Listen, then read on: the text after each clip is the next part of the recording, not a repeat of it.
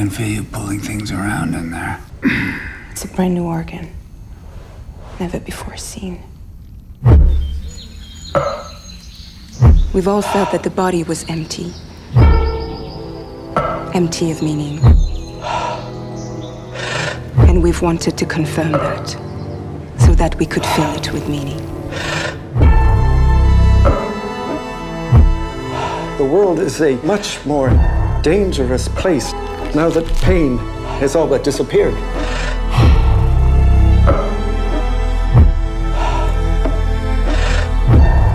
Surgery is sex, isn't it? Is it? You know it is. Surgery is the new sex. But I don't like what's happening with the body. In particular, what's happening with my body. Which is why I keep cutting it up. What do you think they'd find inside it? Outer space. Whoops. Sorry. Let us not be afraid to map the chaos inside.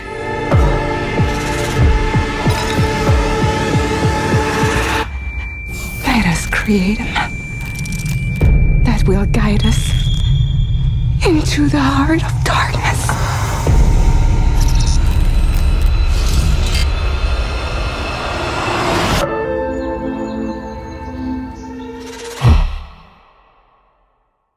Hello, welcome to Movie Humpers.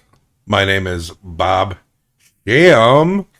And I'm Angela. And the sound you hear are probably dogs or the sounds of me pleasuring myself as we discuss this sexy movie. I've been bracing myself all day for how pervy I'm going to get. Talk about this turning you on. I mean, listen, there are parts of this movie that are hot. Yeah. I'm not going to say that this is not a sexy movie because it is. There is one a very sexy movie. There's one scene that I thought was legitimately passionate and there were a couple moments. Horny. It was horny. This is a horny ass movie. Yeah, the chemistry between some of these people, or the electricity. Yeah. Between them. Yeah, but also everyone's so deliberate in how they represent, or how they're. Kristen Stewart was very interesting in this movie. She was very interesting. I think she's. Do you want to say the movie? Crimes of the Future. Crimes of the Future. Starring our big body daddy, David Cronenberg. He isn't starring in it. He's not. No, he doesn't star in it. He directed and wrote it. I wrote it. Say big body daddy. I tried Viggo to Mortensen, figure out. And I was like, what? Well, Cronenberg movies are all about the body and the technology. Oh, big body daddy. Yeah. Got it. Yes. And they're all about the body, and technology is an extension of the body. Mm-hmm. I actually watched a Q interview with Cronenberg earlier this afternoon. Oh, yeah. And they were talking about Crimes of the Future. Ooh. And, we've always known that he is credited as the inventor of body horror, right? Yeah. But while he does understand that he has made some horror movies, he doesn't really see it like all as like a horror thing. Like, I think in this movie, he's really trying to convey a sense of eroticism. Mm-hmm. But this movie, Crimes of the Future, has been something that has been brewing in him for decades. Yeah. Since going back to his early years. And in that Q interview, the idea kind of came back to him when he read something about how industrial waste is plot in this movie, mm-hmm. and how humans maybe can evolve to deal with it. And he had read about how like 80% of the human population has microplastics in their bloodstream. Absolutely, we do. And so like our bodies are kind of taking on our industrial waste. Yep. And that's essentially what this movie is about, evolving into that, the perspective surrounding that, mm-hmm. and the path he goes with our main characters, Viggo Mortensen. Oh, this stars Viggo Mortensen, Lea Seydoux, Kristen Stewart, Scott Speedman, etc. Viggo Mortensen and Lea Seydoux, they play performance artists. Mm-hmm. Let's talk about what this world is and what's going on here. So this is the world. At some point in the future, humans have evolved to where most people don't experience pain. I want to talk about that because I'm a little confused about Viggo Mortensen and the pain that he is or is not experiencing. But some people apparently can still feel pain when they sleep, but there's no infection. You kind of get the vibe that maybe it's like an odd discomfort, like no one really knows what pain is anymore. Yeah, because so people have begun. Certain people have begun to grow new organs, these novel organs.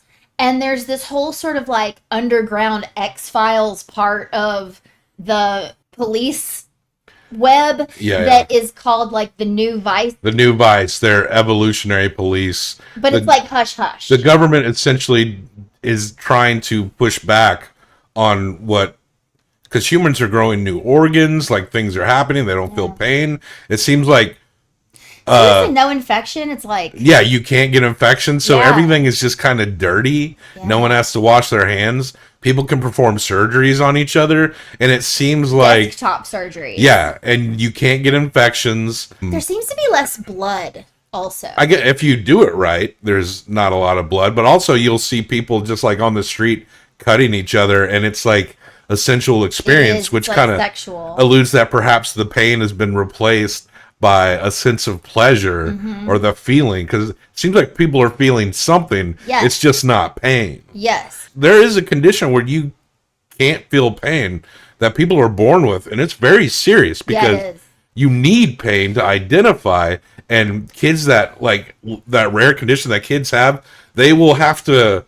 These kids will often have to have their teeth removed because they'll just sit there and they'll chew. have to wear like gloves and. They'll literally like special. They'll break their legs and won't even know it. They'll get like an intense infection and they won't notice it. They'll chew their lips off. They'll chew their fingertips off. Because they don't know any better. They don't feel it. And they don't have like a culture in their mind to associate pain like everyone else does. Really fucked up. So you figure there'd probably be a lot more people with their fingers chewed off in this environment. Yeah. I guess they didn't think about that. It almost sort of, and maybe I didn't think about it correctly, because I was sort of thinking that like pain just kind of stopped at some point. Like, but maybe these people, it was in their lifetime, but maybe it wasn't. It's hard to say. Like, because that's what's odd is that with these Viggo Mortensen, they talk about him the most because he is someone who grows organs, but he's also like this double agent who is working with the New Vice because he doesn't like what's happening to his body. He doesn't want to evolve. He feels like these organs that he creates are like intruders. And so he meets the woman, Caprice. Caprice, that's it. So Caprice and he meet because she was a surgeon. And they leave their professions and they come together and become performance artists. There's all these like shows that happen throughout the city, people doing different things. And they become performance artists because she does live surgeries on him to remove these organs. She also tattoos them while they're inside of him and then removes them, and which then exposes the tattoo as well. So that's like, it's all art. It's all for art. The transformation of the body and like how we control it. And I felt like that was a very interesting aspect of Viggo Mortensen, where he's got this relationship with Caprice, and he's going through this, and he understands the nature of the artistic vision, and he has a real relationship with this woman. But also, like, you find out a little later that he's working for the New Vice organ, like just like in Eastern Promises. Absolutely, he's like an undercover a government official. Very much resents having these organs grow and extra organs grow inside him. He doesn't want them. Because when you first meet him and he's presenting it as an artistic piece to remove them, you don't get the vibe that like he's against them. It's just kind of something that he can kind of present. It becomes like a means to an end. But when you discover he's undercover, he has kind of resentment over this fact. Well, what he says, which to me makes it still art, is that he's undercover for sure. He's not going to like Caprice. No one knows he is working with the policeman and maybe how he really feels about this. But he says to the cop at one point, or because it's basically like, why do you even do this? Like, what are you getting out of it? And he was like, mine is a rebellion. I am rejecting what is happening in my body by taking it out of my body. Like, he is, in his mind, I think the way he justifies it, that it's still doing something that he is into, because I think he is really into it, is because it's expelling this from him. Like, he's basically making a statement of, I grew this, I don't want it. Because they also have this idea of, like, is he subconsciously making this happen to himself? And he rejects that idea. But, like, Caprice thinks of him as an artist and that he is creating when he's growing these things. And he can kind of feel it. And his bed can kind of tell him. Because this is the other thing. People are mutating, right? Yeah. That's what's happening. People are mutating. They're evolving. And so people who are growing these extra bits and their bodies are changing are in this, they have pain when they sleep, is what I think is trying to tell us, right? Yeah. And so, and they have trouble eating. They have a really hard time eating. Digestion's really difficult for some of these people. And so there are these beds and there are these like breakfast chairs that help you eat. And it like moves your body around while you're eating. And it's so funny because at first I thought Viggo Mortensen's limbs didn't work because we see him in the bed and then we see him in the chair and he's struggling to get a spoon to his mouth. It's because his body is evolving to a place where he is literally disgusted. Like, his body is rejecting the idea of eating organic food. Yeah. He doesn't realize And that's he's what's constantly happening. like something's hung in his throat. He's constantly He's always like coughing. And as the movie progresses, he seems to get more and more pale. And Yes. now this month we have a double topic. It's catching up with some highly regarded movies from 2022 and Strange Romance. Yes. This qualifies as both. As both, yes. Which it is does. convenient. I So- love it. I wanted to see this the second that it came out. Oh, I remember when I first saw the trailer, I instantly sent it to you because early in our relationship, we watched a ton of Cronenberg movies. Yeah, we did. So it's so long ago that we really need to revisit some of these. The only Cronenberg I had seen before we started dating was Crash. Yeah. Which was like Yeah, very you love that intensely. movie. I fucking love that movie. I want to see. And that was a very important movie to me at a very getting to know myself age, we'll just say.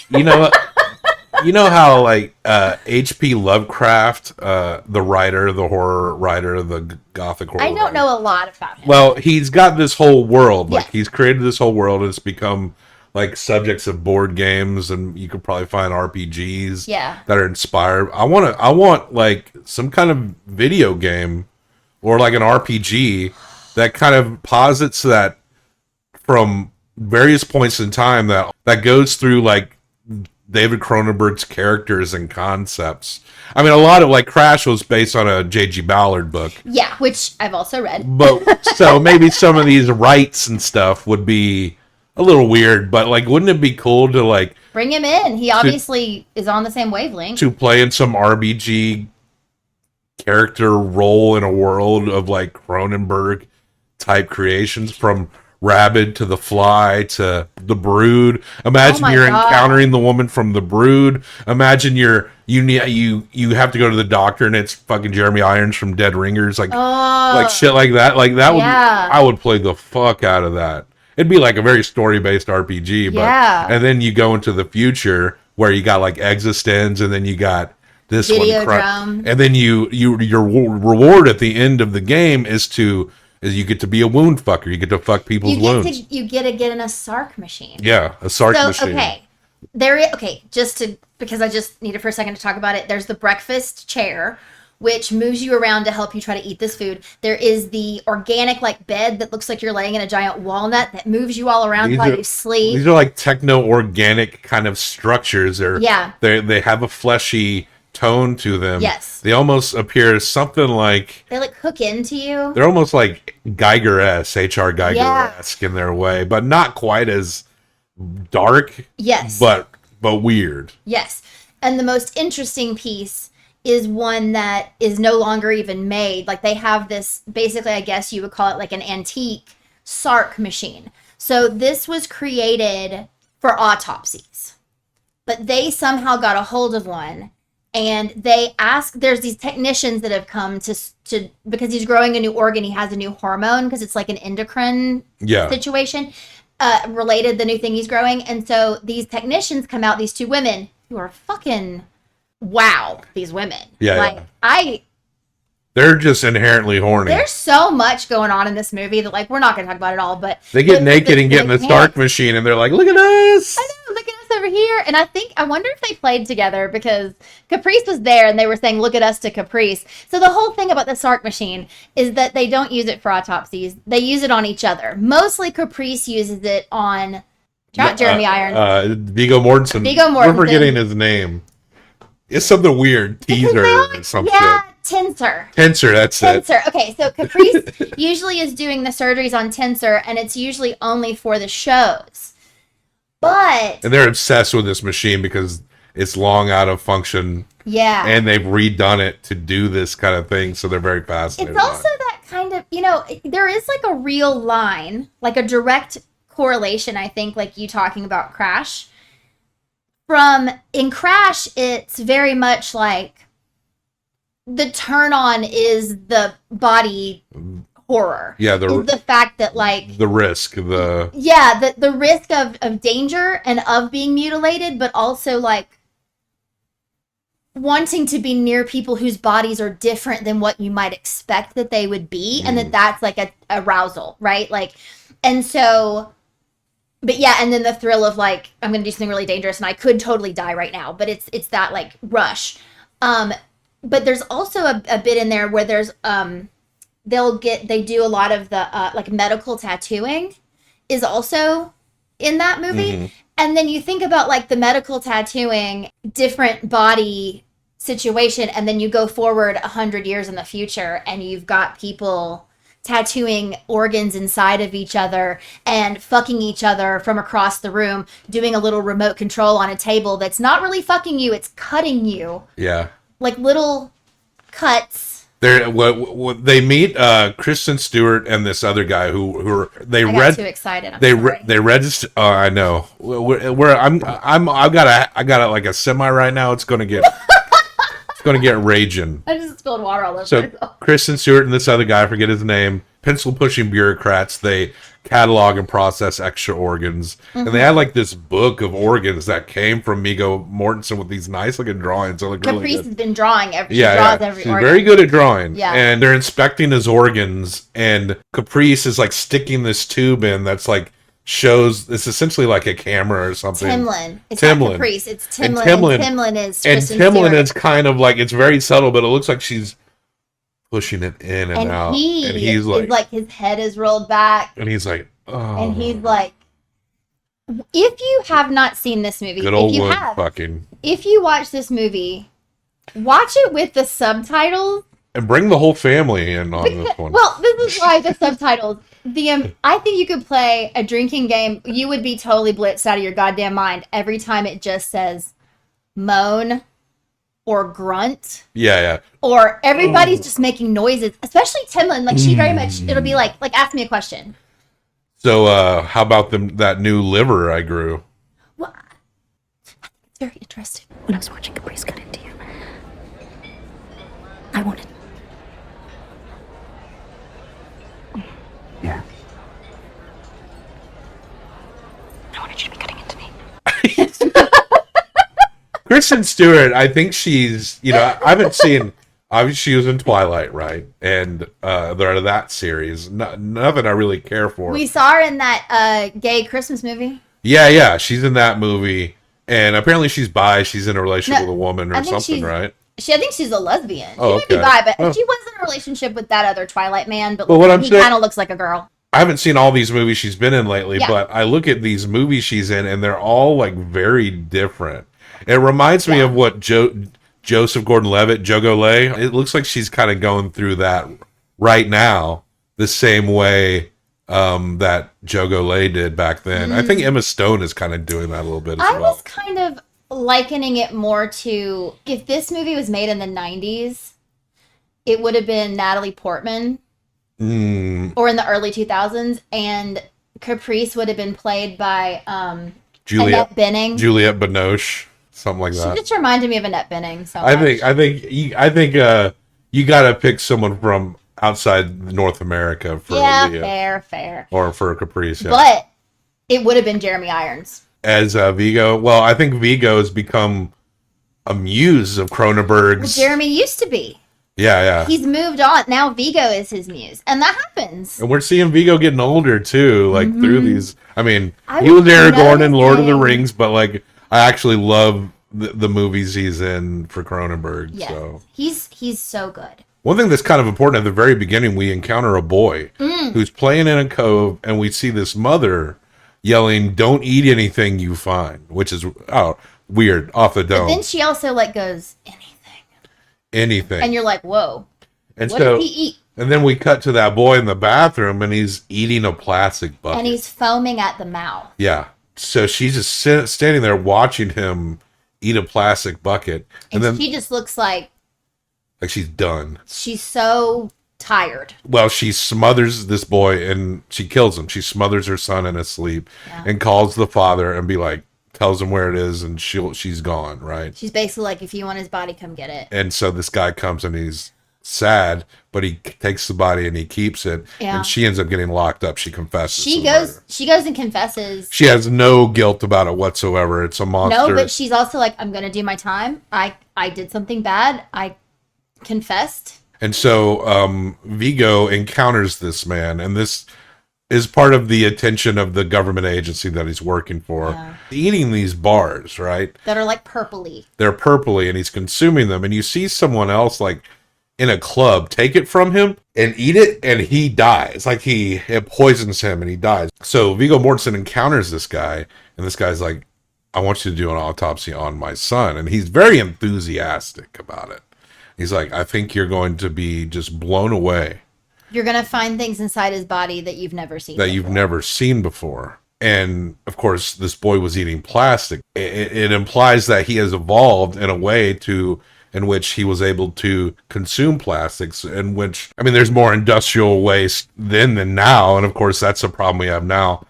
And so it's like people are evolving to be able to consume the pollution that they are putting out into the world. The thing that's so interesting, though, about that is that as they kind of go down this road of deciding, like, okay, we're going to do this autopsy, like, there's a lot of conversation between him and Caprice and him and the policeman. Agent, yeah. And they're basically like, we want you to do this because we're trying to catch this guy. Like, we're trying to, like, get in on what he's doing. And he's like, well, what the fuck is he doing? He goes and talks to the mom. They eventually go and talk to the man, and they see the baby's body. And the man explains to them that he shows them that he has all these scars on his stomach, and everyone in his group, it's like a cult, basically, like a plastic eating cult.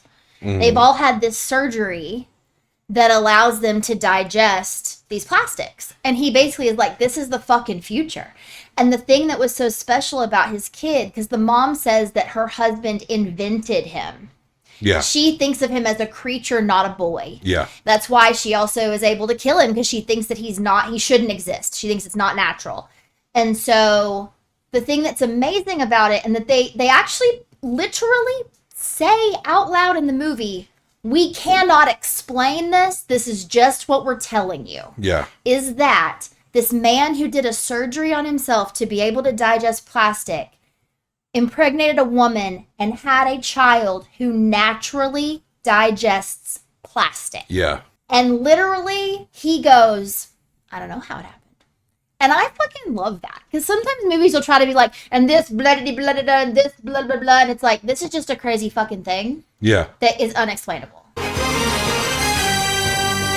And so, yeah, so that's what they think, is that they're going to do an autopsy of a boy who digests plastic. Who's born with the ability to consume. It has a whole different digestive system. Who makes this like acidic foam that helps him break it down. The cat's doing the light. Girl, get out of here. I was like, what's happening? That plug's real loose. I have a cover I'll put on it. Now, Kristen Stewart has become infatuated with Viggo. Oh, dude. And her and this bureaucrat dude are kind of becoming real curious, more and more curious about this thing. They're not supposed to hang out at these like clubs and watch these shows because they work with New Vice. Maybe unless you're if you're uncool, we're cool. We got turned on by all the incisions and stuff.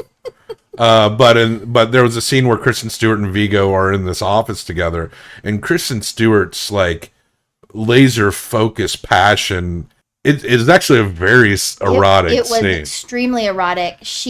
There was a build up to this that was exciting. Like Yeah. she came to one of his shows and then immediately comes up to his ear and is like, "Surgery is sex, isn't it?" Is it? You know it is.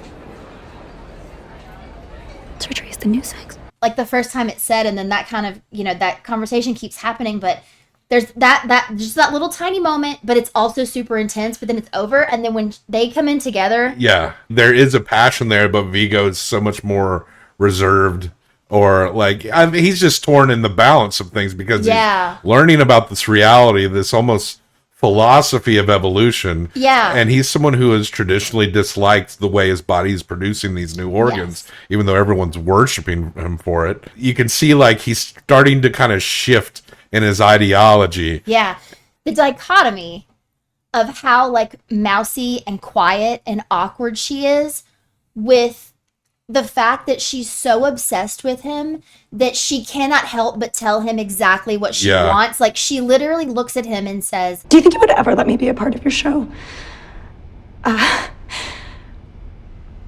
Just because I would love to find myself in that Sark module with you at the controls. and then they have this kiss that is like Yeah. good. Intense. It's intense, and their mouths are like almost like too open, but there's like this, it's almost like it's so passionate, but it's almost like it's passionate in a way that they don't know what to do. And so, you know what I mean? Like they're just kind of like pressing. And then Viggo kind of gets choked up, and he actually says to her, I'm sorry, I'm really not good at the old sex. Oh, yeah, yeah. And it's kind of sweet. Ew, old sex? Old sex. Thumbs down. What? Gross. Wound fucking? Thumbs up. 2 thumbs up. There's an interesting subplot that we actually don't get to see to fruition where he's talking to this doctor, and the doctor's trying to get him to join the inner beauty pageant. Now, we don't get to see the inner beauty pageant, but don't you wish we did? Yeah, that doctor installs a zipper in his stomach so Yeah. you can open up and look inside at any time. Teaser, whatever the fuck his name is, Viggo Mortensen, Tensor. He goes home to a Caprice and she unzips it and starts eating out his wound. And he goes, "Careful, don't spill." Don't spill. Oh. Woo. Yeah, settle down there, buddy. Hey, settle down. So they finally decide to do the surgery on the boy, and the autopsy. and the new vice guy kind of approves of it, so you can get some answers here. But he also notes that Viggo doesn't seem to be too against the idea of humans evolving to be able to consume these plastics and waste. Oh yeah, he's like, you sound like And- you're kind of a believer. And when you hear the concept, you're like, that actually seems really good for the Yeah. environment. Yeah. To be able to like consume plastics and digest them if you're going to put that waste out into the world. Mm-hmm. Like they're eating these toxic bars, like that seems like a good thing. Also, this movie is filmed in Greece, apparently, Yeah. with a Greek and Canadian production companies, because Cronenberg's from Toronto. And it looks like everything is filmed in like an abandoned power plant or some shit. Yeah, it does. Yeah. When they're in one of the abandoned power plants with the father of this little boy, he offers Tensor one of the plastic bars. He basically says to him, like, you are evolving. He talks about the chair, like, I saw one once in a window. And he's offering him this like plastic bar, and Tensor's like, no. But these organs that Tensor keeps growing, Viggo Mortensen, they have a purpose. They do. He's just not letting them fulfill their purpose. Yes. So they keep trying and trying and trying. So they have an autopsy on this boy's body. It's a very kind of serious scenario. And you could tell the boy is like a prop, right? A very well done prop. Yeah. But they did a good job of capturing that. You know how people after death seem, you could tell it's them, but it just seems completely different. Yeah. They kind of capture that real really well. So they cut open this boy's organs or his skin, and they look through his organs, and they notice that they've all been inserted and tattooed, which means someone got to this kid first. These must have been Viggo Mortensen's bits. Like, they took the organs that he had donated to New Vice, because we find out that Timlin is the one who did the surgery. Yeah. Inserted all of Tenser's organs that had been tattooed on this boy, but also did this thing where there were tattoos that they had kind of referenced early in the movie of being like kind of like not artistic, like not natural, like mother and like an anchor and things like that. Like those were tattoos. Yeah, Viggo was saying that to Caprice at the beginning. Like, why don't you do something fun? Which kind of alludes to that. The policeman did this. New Vice is who like orchestrated Timlin doing this surgery on the boy. And I do not think Caprice was involved at all, because Caprice was very emotionally into this. And when she saw that, I feel like she actually turned and was now like, this boy has been made a mocker. You know, like it was very like, she was upset. And also, she loves what Tenser's body does. She is not trying to, she goes to see this woman perform. And it's this woman who probably would have been a model, right? And this girl is like cutting these incisions into her face and her forehead, and she's basically just like digging into her, making almost like gills coming out of her cheeks.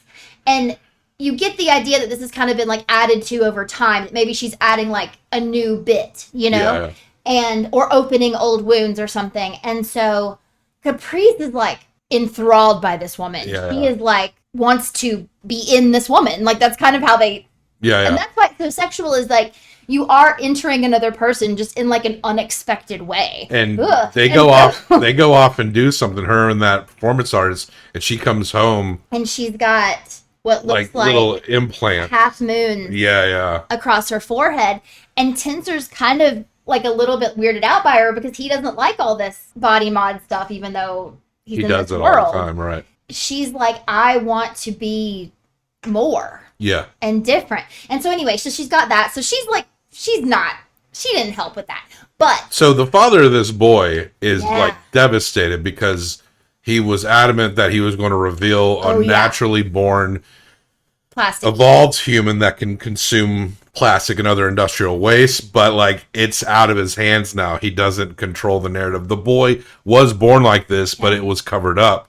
And so these women that are obsessed with the Sark machine, he's like devastated outside on the step, and they come up behind him and drill him in the head. And you get that there's something different about these girls. I think we determine that they're into the evolutionary thing. They are. But they use this guy as a convenient martyr. And they say that at some point, because basically it's like, you killed him, and the cop's like, we didn't have anything to do with him dying. But who cares? And Tenser was like, who cares? Now he's going to be a martyr. Because he had this message. And now you may have not been able to reveal it then, but it is going to come out that people are evolving to consume industrial waste. And now they have the story of, they know this boy was real, and then someone covered it up. So that just like feeds into the hatred of normal society. So we reached pretty much the end, and Viggo is sitting in his digestion chair. A breakfaster, they call it. Which, like, it's like a giant hand, weird alien hand that helps him digest. He's extra pale. He's making all these throat gargle sounds. He's trying. He, like, can't even, like, bring himself to put the spoon in his mouth. Yeah, the regular and food. It looks like mush. It's fucking him up. And then Caprice, he's offered the toxic plastic bar by the dude, and he doesn't eat it, but he keeps it. And Caprice hands it to him. And then he bites into the bar. And then as he consumes it, the chair like calms down. It turns off. He doesn't. And he immediately, his ailments and the issues he's having eating food immediately go away. You see him like straighten up and relax, and like this euphoric look comes over his face. Unlike what you've seen at any other moment from him, you've seen him be like turned on and like, you know, in ecstasy and stuff. But this is like euphoric. He now understands. He has naturally evolved to be able to consume. And then they celebrate by coming on each other's scats. So. Not in that scene. So, yeah, what a freaky, deaky ass movie. I loved it. Kind of some great world building, though. There was not a lot of light. Why were they so against light? You know, that's kind of my number. Everything was dirty. Everything is dirty because no one's worried about infection or cleaning because you can't get infections, right? So I get that, but it's They still smell bad though. it just seemed So, like you would think they'd be.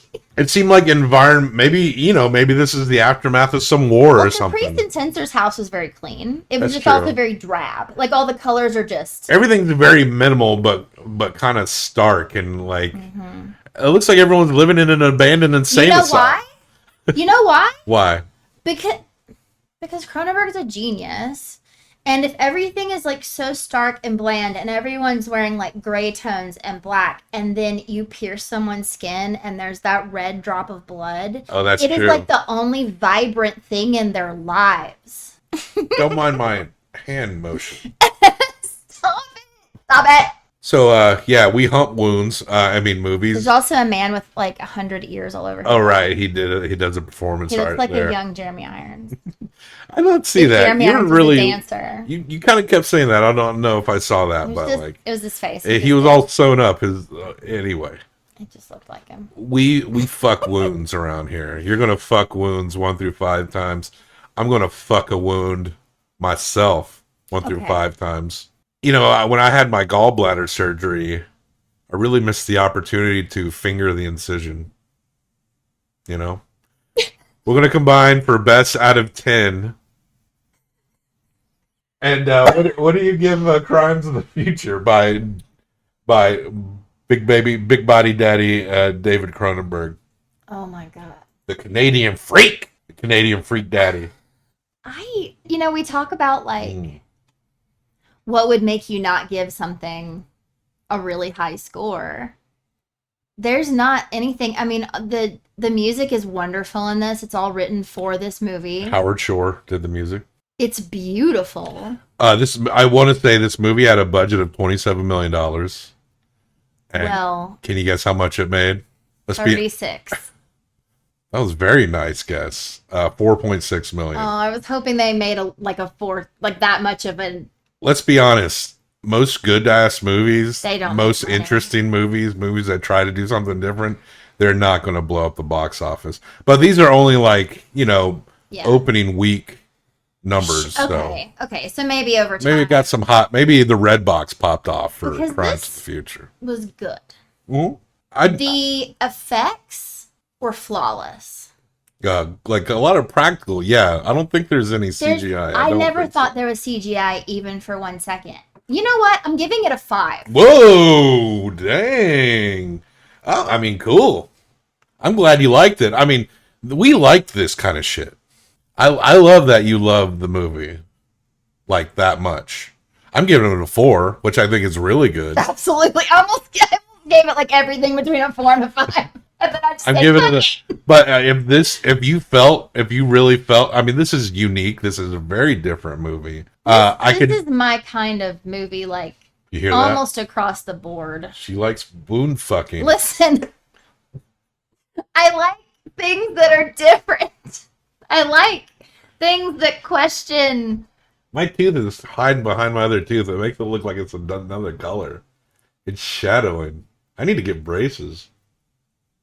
Anyway, maybe when I pull that tooth out, you can like lick the hole. Bobby. But so you give it. I think it's great that you gave it a 5.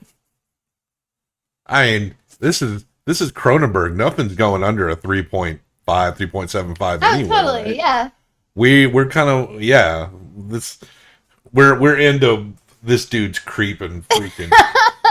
And now he's changed the entire sexual chemistry of our marriage. This Cronenberg. I also just I love things that do things. Like, sorry. I I'm too enjoy things that do things. I love movies. Anything that surprises me. Because we talk so often about how so many ideas are just recycled over and over and over again. And then to see something like this done so well, acted so well, it made me think about Kristen Stewart in a completely different way. Like I don't, like you said, like you, I have not seen her in much. She's in her Jogo Lay era. Adventureland, I think she was in when she was young, but like I haven't. And so after watching this movie, like I really am interested in what else she's doing. She's making interesting choices for sure. Yeah. So is Woundfuckers better than Cold War? You gave it a 5. You gave this movie a 5, so you would think that anything I would say it should technically be better. I guess so. Do you think it's better than My Own Private Idaho? I want to say no. All right, we're gonna put Woundfuckers. Don't you think? Yeah. Okay. I kind of defer to you in this department. You'll My Own notice. Private Idaho is so special. Yeah. I mean, it's like I think none of these, you cannot compare most of these movies directly to each other. I think Crimes of the Future is going to be kind of similar to Crash. Is going to be something that is over, like maybe a sleeper hit in terms of, I think it's going to be a movie that's going to come up a lot in the future. There you go, folks. Crimes of the Future is number 5, A-tier rank. We got some good ones. Check it out if you like. If you've ever looked at a scab, I don't know what I'm saying. Go watch Crimes of the Future. It's on Hulu, I think. Yeah. All right. As of this recording, so our sex life is different now. Death to all traitors. Death to all traitors.